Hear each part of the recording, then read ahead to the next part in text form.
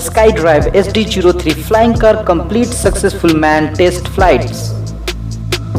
Hello दोस्तों, कैसे हैं आप सब? उम्मीद करता हूं अच्छे होंगे। जी नॉलेज हार्दिक स्वागत करता है आज के एक और बेहद रोचक और नए वीडियो में।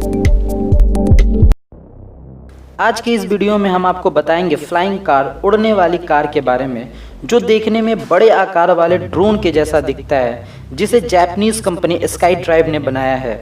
यह एक सिंगल सीटर फ्लाइंग कार है जिसमें 8 इलेक्ट्रिक मोटर के द्वारा पावर जनरेट की जाती है, जिसे इस फ्लाइंग कार के चारों कॉर्नर पे ऊपर और नीचे दोनों ओर एक एक मोटर को लगाया गया है।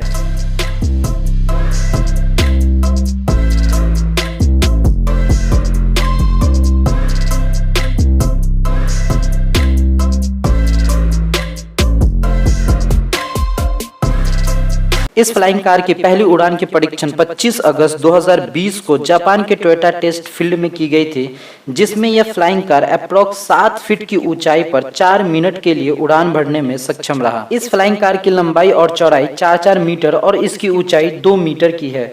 इसकी पहली उड़ान की परीक्षण के बाद SkyDrive का यह कहना है कि हम 2023 तक इसकी फ्लाइंग टाइम, फ्लाइंग स्पीड और फ्लाइंग हाइट और सारे सेफ्टी मेजर को ध्यान में रखते हुए सुधार करेंगे।